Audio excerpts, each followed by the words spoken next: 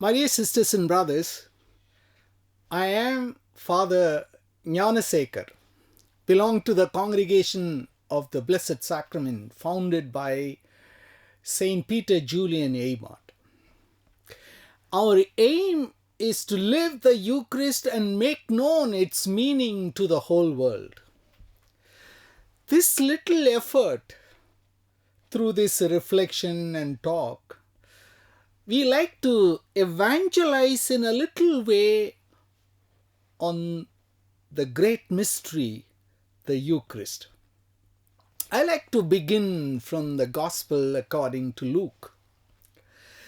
Luke's Gospel contains 10 stories of meals with Jesus, beginning with the banquet at the home of Levi. Luke chapter 5 verses 25 to 39.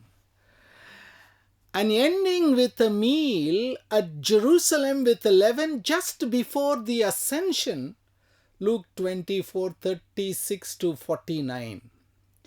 One of them is the Last Supper, Luke 22:13 to 38. My dear sisters and brothers, these 10 meals tell about a truth how to celebrate the Eucharist. While no meal is actually told of in the prologue, in the introduction of the Gospel according to Luke chapter 1 and 2, the story of Jesus' birth during the journey of Joseph and Mary to the city of David situates the Christian meal at the very heart of the Gospel. Luke 2:10, where hospitality is denied in the city of David to Joseph and Mary. And Mary is telling, you have denied hospitality for me, I shall give you hospitality. Mary reclaimed Jesus in a eating place. Luke's Gospel chapter 2 verse 7. Symbolically, her child at the table of the manger.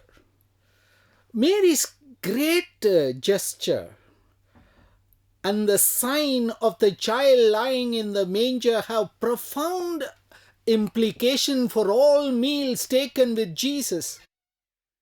But most especially for Jesus' last Passover, when Jesus is the one denied hospitality at birth, offered hospitality on the eve of his passion and death, in the final rejection in the city of David. Luke's Gospel 22, 1 to 32.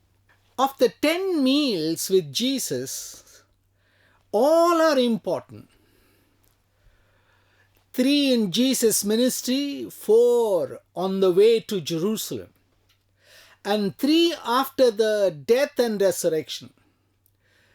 But none of the 9 compares with the Passover meal in the city of David, where Jesus, the one, denied hospitality at his birth. Luke 2:7, offer hospitality before he dies. Luke 22:14 to 38. It is the ultimate meal told as both the Last Supper and the Lord's Supper. Last Supper because Jesus had a series of meals and this was the Last Supper. Lord's Supper he ate after the resurrection. After the resurrection, Jesus was given the title Lord. He was called Lord, my Lord and my God. And after that, after the resurrection, that meal is called Lord's Supper. The meal with Jesus provides more than physical nourishment.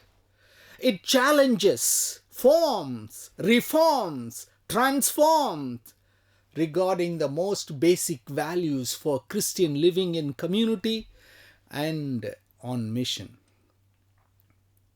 Much of Jesus' teaching took place during meal. Meal provided an excellent setting for surfacing the various problems and issues in the community as well as serious conversion. The meal itself was often the subject of Jesus at dinner at the home of Pharisee, Luke 7:36-50. Martha, Luke 10:38-42. And the Last Supper, Luke 22:13-28. Some of Jesus' most memorable teaching on meals was given in the form of parables. Several of these were told during meals. Choosing the place of honor at table, Luke 14:7-11. For the great feast to which few came, Luke 14:15-24. My dear sisters and brothers, 10 meal stories in Luke's Gospel fall into two basic categories. Those that are influenced by the Hellenistic symposium and those that express simple hospitality. Both are different from each other. We shall talk something about the symposium. The Hellenistic symposium is well known from images of Greek vases and monuments as well as Greek literature. The symposium was a social event. People coming together to eat and drink. People who lived in fine urban houses in great country villages all celebrated symposium meal. Symposium was a formal event, carefully planned and prepared, and considerable attention given to the menu. Special invitation of the host, setting the dinner room, the dining couches, held in summer during that time, the dining area, possibly outdoors in a garden. The dining couches, one close by the host that facilitated conversation. Service at symposium was by slave, household servant, usually male. Once the guest has arrived and been welcomed, the symposium began with a dinner, a banquet. This part of dinner of symposium is called in Greek tipono. Beverages were not served during the tipono. For the second part of the symposium, the dining table are removed. The second part is called in Greek a symposium, a word meaning drinking party. This was the symposium proper. Wine was served. Conversation often initiated by the distinguished, a learned man to expound on a particular topic. This practice of engaging in conversation at symposium gave rise to a particular literature, best exemplified by Plato's Symposium and so on. My dear sisters and brothers, symposia did not always involve dialogue and discourse. Sometimes entertainment of the guest, poetry reading, instrumental music played, singing, dance, mime, and even aerobatics. Women, children, and slave did not participate in the symposium, at least not in dinner. Reclining banquet, the symposium was free people, adult male. So those who are free, those who are men, those who are not slave can participate in this symposium reclining.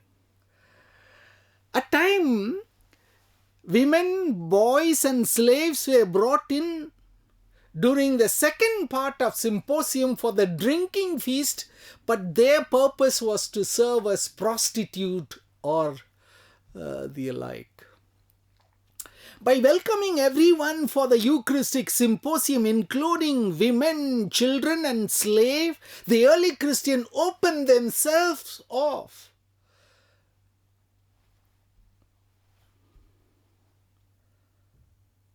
And they created a counter culture. The Christians were very counter cultural.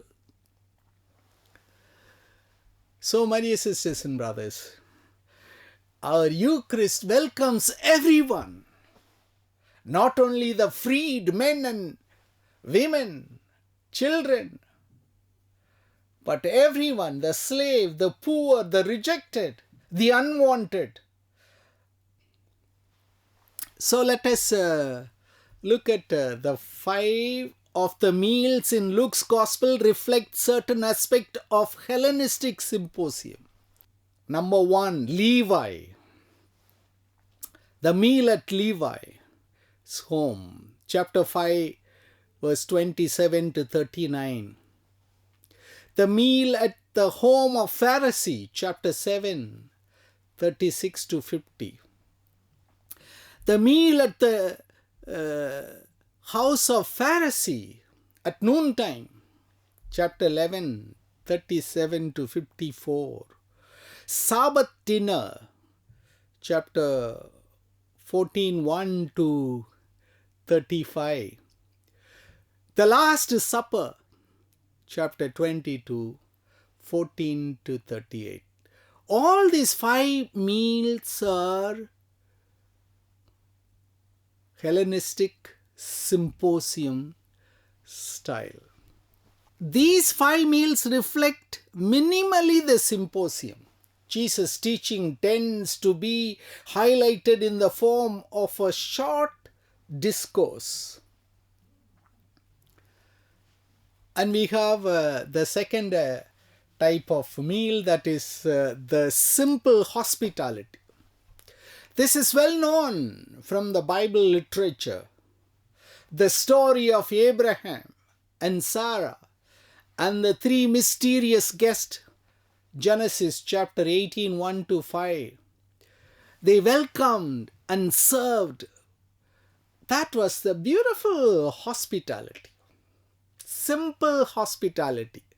Unexpected time, unexpected guest came in, and they were ready to give them hospitality to sit under a tree and brought water and then meal. The second one is Lot and the 2 angels at the gate of Sodom. Genesis chapter 19, 1 to 3. Similarly, Luke's Gospel chapter 11, 5 to 8, where someone goes to his friend at night pleading for 3 loaves of bread which he needed because of a friend of his had just arrived from a journey. Hospitality was expected of everyone, even the poorest of the poor, and it could be offered in the humblest dwelling. The friend in Jesus' parable who had to beg because he had no bread to offer was not a rich man. Neither was his friend who could not get up without awakening the children. Unlike the symposium, the simple hospitality meal was not planned event. Its preparation was immediate, as when a friend comes from a journey or so. Simple hospitality always included a meal and the breaking of the bread together. Did not require a large dining room.